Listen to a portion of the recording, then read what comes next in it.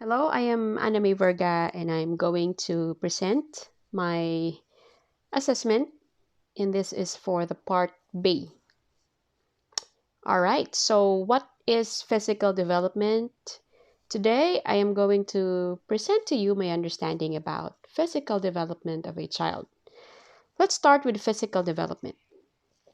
This is what's happening when we observe the physical aspect of the child as he or she grows. There are changes in their movements. I have learned that there are two types of motor skills in physical development. It is the fine and gross motor. First, let us define the fine motor. The movements here are small and more precise. This can be divided into categories. The first one is fine manipulative skills. These are physical skills that is needed for writing, threading, catching, bouncing, and etc. While fine motor skills, another physical skills that require small movements. And this uses the hand and the wrists. Example, playing with keyboards, buttoning clothes, eating, cutting papers. Second is the gross motor skills or the gross motor. This requires large movement of the body. This is also divided into two categories. The gross motor skills, the movements require the use of entire limb. Example, catch a ball. Second is the locomotive skills. The movements are broader still and help children to walk, run, and jump. In order to maximize the physical development, we must create the right opportunities for physical development, such as outdoor play and indoor play. What is outdoor plays? So, outdoor plays includes playing outside and at least once a day, either at the center or at the park.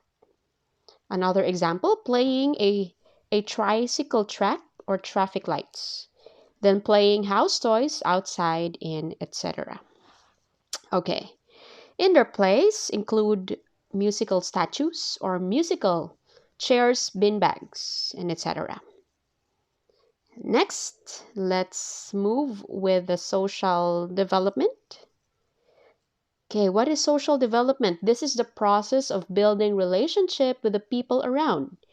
This is the time when they develop their own individuality, their own way of communication, and actions in the community that they belong or they are growing.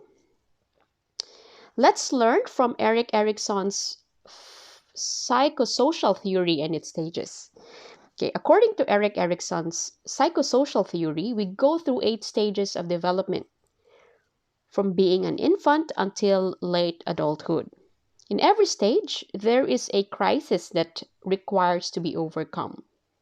Conquering each stages could result a healthy personality, and the opposite can lead to some personality issues. Okay, let's go through the stages. For the infancy, that ages 0 to 1, will experience the trust versus mistrust. Early childhood, this one ages from 2 to 3 years old, will experience the autonomy versus shame or doubt. And during the play age, ages 4 to 5, will experience the initiative versus guilt. Now, at the school age, so the age is around 6 to 12, will experience the industry versus inferiority. Adolescents, and this age is from 13 to 18. This will experience the identity versus role confusion. And for the early adulthood ages, like 9 to 25, will experience intimacy versus isolation. Adulthood, ages 26 to 40, will experience generativity versus stagnation. And for the old age, ages 41 and over will experience integrity versus despair. Right. Let's move on with Lawrence Kohlberg's theory. So in Kohlberg's theory, he identified three levels of moral reasoning. This is the pre-conventional, conventional, and post-conventional. Each level is associated with increasing complex stages of moral development. He believed that moral development, like cognitive development, must follow the stages. He used the idea of moral dilemmas, stories that present conflicting ideas about two moral values, to teach 10 to 16 years old boys about morality and values. This is also known as Heinz dilemma. The idea here is obeying the law over saving a life. He made it clear that through this, an individual learns to reason out and develop positive and moral development. Let's go to the 6 stages of this theory of moral development. First stage is the pre-conventional. Okay, stage 1, obedience and punishment orientation. Stage 2, instrumental orientation. And the next one is conventional. And under conventional, we have stage 3, good boy, nice girl orientation. And under this, conventional is stage 4, the law and order orientation. And for the last, post-conventional, so we have stage 5 here, social contract orientation. And stage 6, universal ethical principle orientation. Okay. And we have the number 3 question. Children to participate in meaningful ways in group discussions and shared decision. Creating an appropriate activity that can help develop the conversational skills and deepen in the familiarity to their language is very important. The activities are the following. Maximize the daily activities and encourage every children to engage in conversations. For example, during snack time, playtime, share some stories, or playing outside. Group the children and allow them to interact among their groups while doing outdoor activities or playtime. 3. Initiate and start a conversation by asking simple questions, or asking simple to more complex questions along the way. Number 4, experiences in a way that promotes cooperation and conflict resolution. As an educator, organizing an activity that invites every child to be in a group will make them participate. The objective is to promote cooperation, and this will help develop a skill to interact and to come up with a problem-solving initiatives as it go along with the process. Playing or working in a group, big or small, may not be comfortable at the start, but this is a good sign for growth and development for children. Number 5, promoting a sense of community within service or the center. Promoting a sense of community is very important in the development of children's awareness of their identity and feelings of belonging. When the early years of service or availability of centers within the community, they will be provided with clear connections and support, and this can give a child's sense of belonging to that community and help shape their growth and responsibility. Number 6, arranging the environment to encourage interactions between children, as well as accommodating a child's need for privacy, solitude, or quiet. In this part, accommodating a child's need for privacy, solitude, or quiet must be planned carefully. For one activity to another, rest is very important, especially among children. Providing a quiet space or room for them to keep the environment clean, quiet, peaceful. We understand that at this stage, these children are having tantrums and issues in behavior. Make sure that they are able to rest well and allow them to wake up naturally. Number 7, providing opportunities for children to investigate ethical issues relevant to their lives and their communities. It is normal when growing up every child is experiencing different issues in behavior or in the manner of understanding things. Right or wrong, according to Kohlberg's theory, in the pre-conventional stage, children already have the understanding of when to obey rules in order not to be punished. They are able to process such reasoning. So, as an educator, it is very important to be sensitive and supportive to allow the child to process things when they are in conflicts or when conflicts are arising and when things are not clear to them. It is best to explain and guide them the proper reasoning and understanding. See, let's go to emotional development. Okay, what is emotional development? It is a process of change that is happening in the emotions from infancy to adulthood. For toddlers, they experience mood swings. They can't manage how they act and respond to situations. Their emotions are intense. They scream and shout, and after a short time, they just behave on the side and play, just like nothing happened.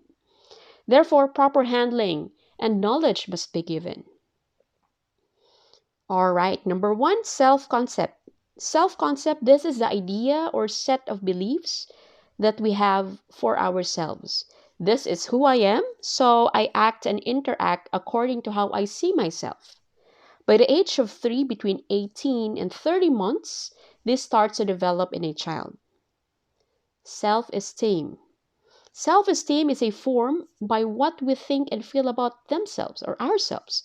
This is very important that in this stage there is a good foundation of support will be given to the child because it's easy for them to be heavily influenced attitudes and behavior by their parents or whoever who's around them. All right, let's go to self-image and self-identity. Self-image and self-identity as an infant starts to grow, his or her self-image also starts to develop. This is how they identify themselves as boy or girl. What are the things they want to do and what would their role and participation in this world? Number 4, emotions. Emotions or emotion is a complex state of feelings. For children, they become easily emotional. When they feel sad, their mood could really drop. When they're happy and excited, they could really go around, jump and shout and laugh. In order to guide the children on how to understand their emotions, introducing an activity is very helpful. It could be through questions so that they can express themselves on how they truly feel or ask them to act out or make faces of being sad, happy, and etc. Attachment theory, according to psychoanalyst John Bowlby, he studied and developed the concept of theory of attachment, suggesting that we are born pre-programmed to form attachment to others, as without this babies could not survive. Also, the rise to the close emotional bond between parents and their children is responsible for the bond that develops between adults in emotionally intimate relationships. Okay, cognitive development. What is cognitive development? Cognitive development is how children think and process, learn and explore things. It is the development of knowledge, learning skills, developing creativity, and problem solving, which help children to think about their disposition and to understand the world around them. All right, so we have another theory here from Jean Piaget. The theory of cognitive development explains how a child constructs a mental model of the world. He disagreed with the idea that intelligence was a fixed trait and regarded cognitive development as a process which occurs during to biological maturation or interaction with the environment. There are 3 basic components to Piaget's cognitive theory. First is the schema, building blocks of knowledge. 2, adaptation processes that enable the transition from one stage to another. So we have here the equilibrium, assimilation, and accommodation. All right. Number 3, stages of cognitive development.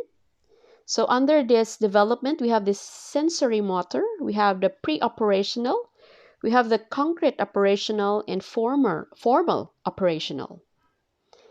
Another theory from Jerome Brunertz. Okay, this is concerned with how knowledge is represented and organized through different modes of thinking or representation. In his research, the cognitive development of children, he proposed 3 modes of representation.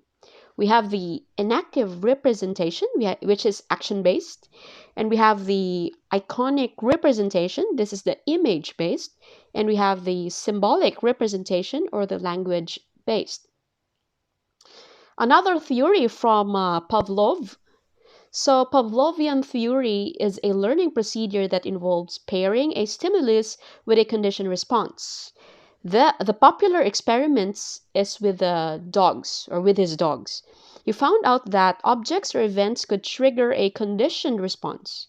For example, dogs are not salivating when they see food.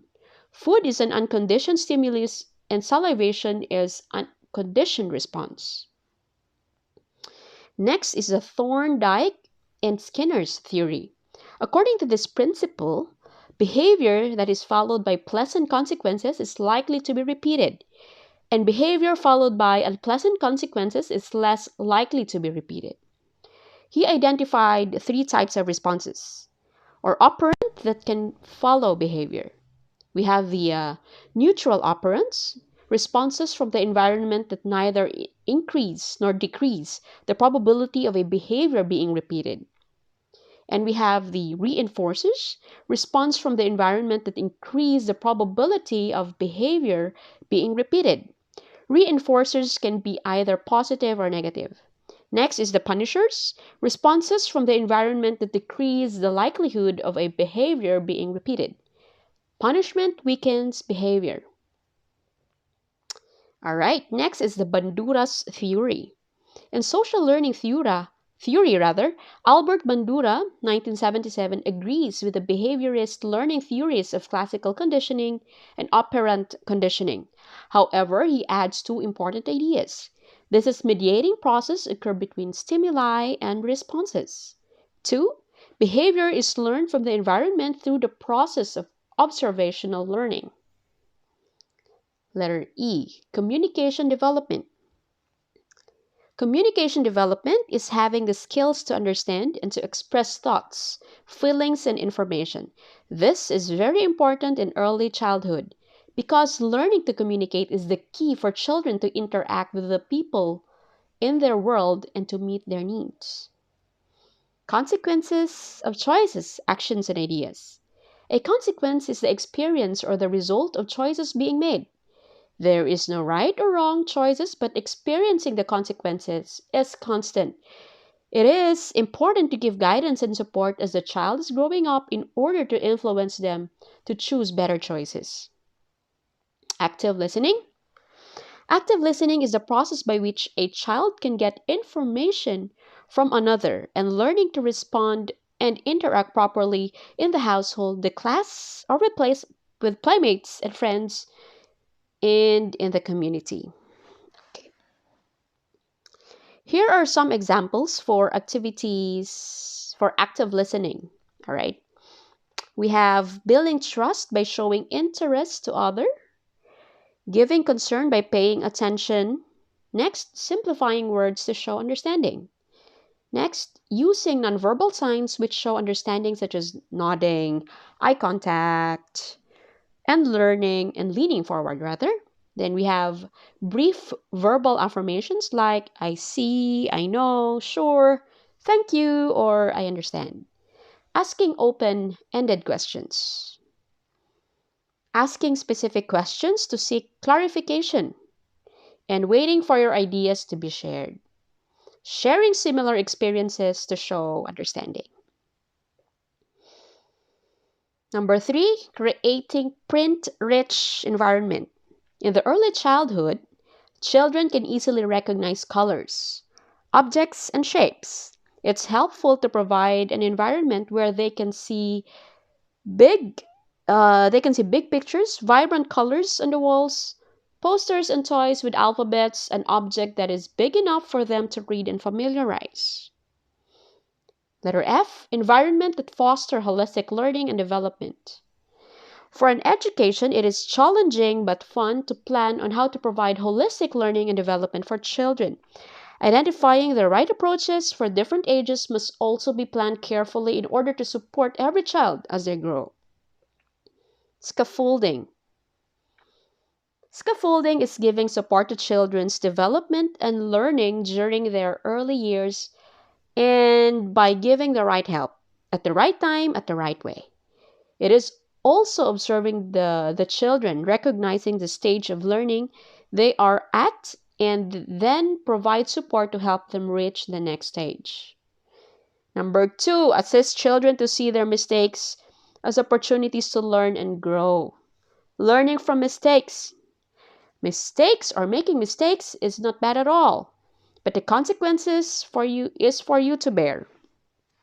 Allowing a child to make mistakes will help them process things on their own, especially when they are experiencing the consequences. Is it light or heavy for them? If the consequences are heavy and not nice experience, then the child learns and grows better. As an educator, it is our role to guide them and explain to them if they are confused with what's happening. Self-reflection. This is the process of growth and development on a certain age. A child learns to process things within them. And as the mind develops and as it associates down to their emotions, a reflection happens. Educators may initiate an activity that can help them better through asking questions and allowing them to speak their mind and express how they truly feel. Facilitate families' diverse contributions to the learning community. Family is the first community of the child. Therefore, the family gives a major contribution to the growth and development of a child. As the educator, it is interesting to facilitate an activity that involves the family. This will give a bigger impact to the child's motivation to perform well in the task and be confident in achieving a goal. Number 4, share information with colleagues about child development and well-being. Working with a team is better than working alone in this kind of nature. But there are times working alone is also beneficial. As we work with children, it's quite complex. We will be experiencing different behaviors, different levels of understanding and growth. There may be special cases that require special attention as well.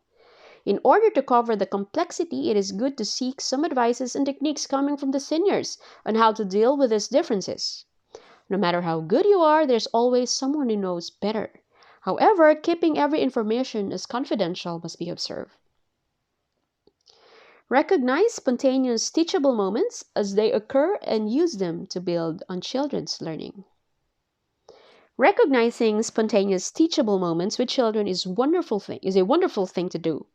Every child is special and they bring distinct gift to the world.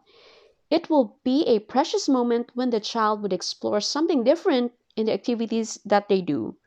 As an educator, I would support and allow them to do the natural, sorry. I would support and allow them to do things beyond the normal, so that they can express who they are and enjoy the natural growth process. Being spontaneous brings more joy and freedom because there is no structure to be followed, or there is no structure to be followed. All right. Number 6, ensure balance between child-initiated and educator-supported learning. Growth and development as a whole involves interaction regardless of age, sex, color, culture, and etc. As the child initiates, this is good because there is a normal development that is happening with themselves. They can explore and learn new things by themselves. They can hone their gifts and talents as early as possible As an educator, supporting them is the best way to help them grow. On the other hand, adult led activities are planned ahead and it should be implemented as part of the program or a curriculum. Number seven, provide learning environments with appropriate levels of challenge where children are encouraged to explore, experiment, and take risks in their learning. This it is the role of the educator. It is also one of the objectives is to help the child learn new skills and help them maximize their potentials. Every child is different from the other. There are fast learners and slow learners. There are also specials and genius ones. Creative approaches must be applied accordingly. For example, when a child picks up slower in the group or in the class, maybe there is just a self-esteem issue. Special attention must be given to this child. The child needs more affirmation and understanding. Number 8, and the last question, facilitate team collaboration of assessments and evaluation in relation to child development and well-being. Just like in the corporate setting, there is a regular assessment and deliberation of performances. If they hit their sales target or not, and applying new strategies in order to achieve their goal for the period of time. How much more in working with children? We are contributing to the growth and development of an individual, and this individual embodies body, soul, and a spirit. As an educator, our role is very big as being part of these formative years of a child. There are programs available that centers have been using, and it's effective just to continue doing the protocols, be open and communicate regularly, and work things out with colleagues and focus on the intention, and that is to assist every child to their development to have a beautiful growing experience as they own their own talents and gifts as they use this to contribute to the world. All right, so I'm finished. Thank you very much for listening to my presentation. Have a wonderful day. Thank you. Bye bye.